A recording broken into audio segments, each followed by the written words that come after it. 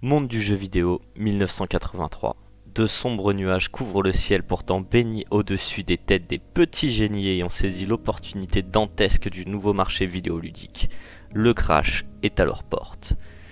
En effet, à l'époque où Atari était encore américaine, cocorico après ça, et où PlayStation, Xbox et même Nintendo n'existaient pas encore sur le marché, l'économie du jeu vidéo a subi un tel désastre qu'elle a bien failli ne pas y survivre. Il faudra attendre la NES portée par Super Mario Bros, ainsi que par la suite la concurrence de la Master System de Sega pour commencer à rehausser les ventes de jeux vidéo par la magie du bling bling.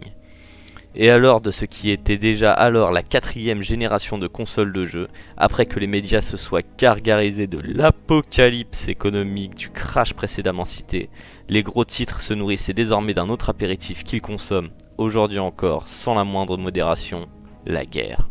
Nous sommes en guerre. Oui, la guerre des consoles. D'abord entre Sega et Nintendo, puis avec Sony venu s'ajouter à la concurrence, puis encore avec l'arrivée de la Xbox de Microsoft venue remplacer Sega après abandon. La guerre entre les fabricants est devenue presque sujet à pensée unique dans le milieu vidéoludique. Il faut absolument une guerre, et évidemment, il lui faut un vainqueur, sinon c'est pas drôle. Alors beaucoup rétorqueront d'avance que la guerre commerciale entre fabricants de consoles est indéniable et vérifiable en de nombreux points, notamment dans des points de communication, des aveux en interview ou encore dans la publicité de manière générale. Et ça, nous ne sommes pas là pour le nier. Les faits sont les faits. Cependant, il est à noter une chose aussi importante que les faits, le contexte. Et ici, le contexte est immense. Pour rappel immédiat, crack économique du JV en 1983. Atari et ses finances qui sont dans le mal après ça, naissance de cette fameuse guerre des consoles moins de 7 ans après entre Sega et Nintendo.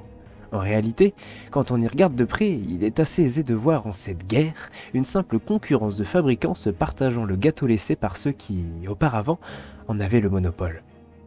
Mais évidemment, quoi de mieux qu'une pseudo-guerre pour attiser l'intérêt des gens et rendre cette concurrence vivace. Cependant, il se trouve que même sur un marché économique, la concurrence et la guerre sont deux notions différentes. Un concurrent est un marchand qui propose une offre semblable à la vôtre et qui a donc autant que vous de quoi convaincre l'acheteur qui, lui, n'a pas de quoi se payer vos deux marchandises. Tandis qu'un ennemi, lui, est un acteur du même marché qui va tout faire pour vous anéantir, qui a comme bénéfice premier attirer votre disparition.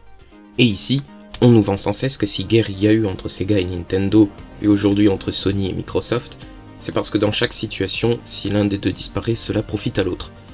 Quelle grossière naïveté et quelle malhonnêteté de la part notamment des médias littéralement vendus à tel ou tel constructeur. Croyez-vous vraiment que la disparition de Sega en tant que constructeur a fait du bien à Nintendo, alors même qu'ils étaient forcés de construire des consoles de salon toujours plus performantes et que du jour au lendemain ils ont dû mettre l'accent seulement sur les consoles de poche? Attendez, écoutez juste ça. Je pense que Nintendo, c'est de la merde. Comment voulez-vous que j'adhère à ce géant du jeu vidéo? Tellement ils sont à côté de la plaque.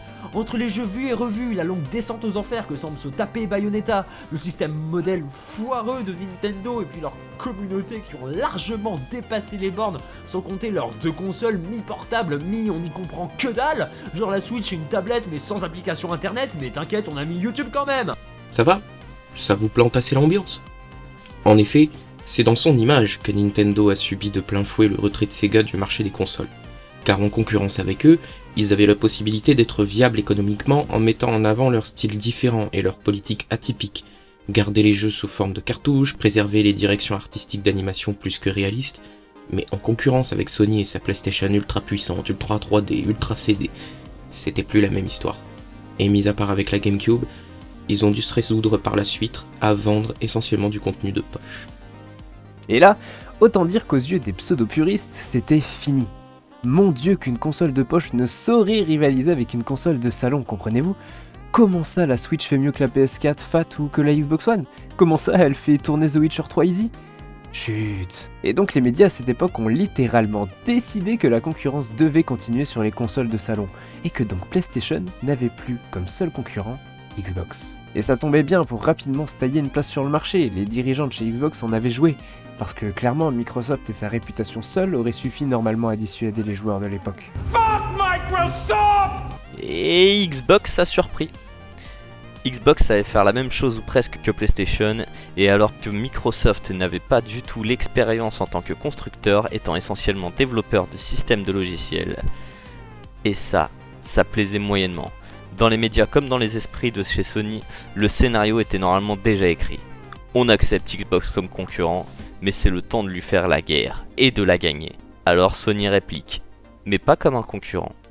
En effet, racheter en masse des médias spécialisés dans le jeu vidéo, ça ressemble plus à une stratégie de guerre qu'à... Bah non. À ce qui paraît, posséder les médias, ça n'empêche ni la démocratie, ni la libre pensée. Complotiste. Ouais. Bref. Mais chez Microsoft, la stratégie est différente. Le but n'est pas de produire un max d'exclusivité ou d'acheter les gros titres pour se faire mousser H24. La stratégie est de produire une console de jeu qui défie un minimum la concurrence et de mettre l'accent sur les services. Service en ligne dans un premier temps, la première Xbox avait déjà des fonctionnalités online, service client depuis toujours, Game Pass aujourd'hui, cloud gaming, l'accent est totalement mis sur la relation entre client et Xbox. Si j'ai bien compris, tu es en train de dire que Xbox a snobé PlayStation malgré leurs appels à la guerre? Exactement, et ça continue encore aujourd'hui quand Phil Spencer affirme haut et fort que leurs concurrents ne sont plus Sony mais Apple et Google. Le message est assez clair, non ? Pourtant, les clients de la PlayStation continuent d'estimer qu'il y a concurrence, guerre et même victoire progressive de Sony sur Microsoft sur le marché des consoles. Pourquoi ? De par le business des exclusivités, Horizon, God of War, certains Souls-like, Last of Us, Spider-Man, qui sont effectivement parmi les meilleurs jeux de leur génération, à n'en pas douter. De par le succès rétroactif de la PS2, qui est encore à ce jour la console la plus vendue de tous les temps, quoique la Switch n'est plus très loin, et de par la vie des médias. Oui, on insiste, le discours des médias pro-PlayStation à lui seul y est pour beaucoup. Tout comme il l'a été pour beaucoup dans le crack de 83, tout comme il l'a été pour beaucoup dans l'abandon de Sega face à Sony. Mais bon, ça va, vu que Sony est japonais et Xbox américain, c'est l'inverse qui aurait été scandaleux. On peut bien manipuler l'opinion publique tant que c'est pas pour ces enfoirés de capita... Attends. Il y a une erreur là, non? Non, vous voyez comment l'opinion publique est facile à manipuler? Quand Microsoft rachète les studios de jeux vidéo et uniquement de jeux vidéo à l'appel, mais qu'à l'époque Sony rachetait autant de médias que de studios ou marques pour paralyser les marchés en leur faveur. C'est vrai que ça, c'était absolument pas capitaliste. Oui, vous l'aurez compris, on a une préférence pour Nintendo et Xbox chez les chefs. On va pas faire semblant, nous l'assumons, on est humain. Et maintenant que vous le savez, ça peut vous aider à relativiser et vous faire votre propre avis. Mais ça ne nous empêchera pas de défendre nos visions avec ferveur et argument. Et donc, vis-à-vis de cette guerre, quelle conclusion peut-on apporter ?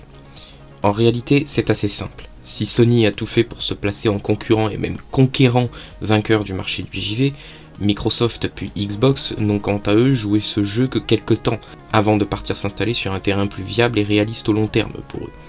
Si les pro-PS espèrent la mort par défaite de la Xbox, l'attente risque d'être longue. Il faudra vaincre les PC, et pas que sur le plan du gaming, par la même occasion, pour ça.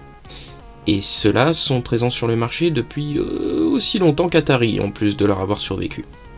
Microsoft ne voit pas en la Xbox une console concurrentielle, mais bien une machine à faire tourner des jeux vidéo optimisés pour cette fonction et pour les non-adeptes du PC. Preuve étant de leur parfaite insouciance vis-à-vis de Sony, que malgré le rachat de studios en masse, Phil Spencer et compagnie n'ont pas pour projet d'en faire des exclusivités et comptent même diriger leur budget en cloud gaming. La fin des exclusivités ainsi que dans l'inclusion du Game Pass à toutes les plateformes. Quel guerrier, c'est vrai. Bon, ils ont quand même rendu Bethesda exclusif. Bon, ça on peut le voir comme une crotte donnée au pro Sony forcené quand on le remet dans son contexte. C'était à l'époque où la Xbox One était un échec commercial, et ce indépendant du discours médiatique, où on disait Xbox qu'ils allaient mourir puisqu'en plus de la concurrence, les exclus n'avaient jamais été aussi déséquilibrés. Bon bah voilà, Bethesda exclusive plus sortie One S et X qui était de fait pour la One X plus puissante que la PS4 Pro. Même si honnêtement à l'écran ça ne faisait aucune différence, mais bon c'est pas faute de répéter aux puristes 4K 60 FPS sur télé cathodique. Je sais pas pour vous, mais ça pour moi c'est plus une crotte de nez posée devant la porte de leurs détracteurs qu'un véritable signe d'une volonté de dominer le marché. Arrête, on va bientôt être à court de tasse pour les larmes des rageux. J'ai même pas fini. Petit message pour les pro PlayStation qui aiment bien se foutre des amoureux d'Xbox, même quand on dit rien. Ferait quoi quand Sony va se trouver obligé de signer un partenariat commercial avec Microsoft parce que le marché des consoles ne sera plus aussi viable que celui du cloud? Quand acheter une console de jeu ne sera plus aussi viable pour les joueurs que juste à payer un abonnement de gaming pour pouvoir jouer n'importe quel écran avec sans doute une simple manette connectée ou même simplement un identifiant de connexion. Ferait quoi quand vous vous retrouverez face à la réalité qui est que la guerre des consoles ne nuit qu'à ceux qui y investissent encore? Non, parce que rien que quand on voit le concept et le rapport qualité-prix de la Switch, le succès de jeux comme Genshin Impact ou encore l'essor du gaming mobile en lui-même, difficile de croire que 5 ou 6 jeux exclusifs suffiront à convaincre les nouveaux clients arrivant sur le marché qu'une console de jeu à plus de 500 balles vaut plus le coup qu'un abonnement mensuel à 15 € par mois ou qu'un téléphone gaming au même prix que la dite console. Très personnellement, on a autant d'infections pour nos Xbox que pour nos PlayStation ou que nos Nintendo de salon comme de poche. Mais on en a aussi pour nos porte-monnaies et pour le bon sens de soi. Donc, si vous voulez continuer de dépenser votre énergie dans cette fausse guerre des consoles, faites donc, peut-être que l'avenir vous donnera raison et qu'on se retrouvera à faire une vidéo pour nous troller nous-mêmes. Et quelque chose me dit qu'on va juste devoir refaire notre stock de tasses de larmes. Mais c'est que tu tiens vraiment à ces tasses, toi. Faut dire que c'est un vrai délice, ce serait dommage d'en manquer une goutte. Et quand c'est les nôtres? Vous faites moins les malins, non? Tu rigoles, on n'est jamais mieux servi que par soi-même. Wow, c'est sadomaso, toi. En attendant la prochaine, on vous dit... La bise sur vos fesses.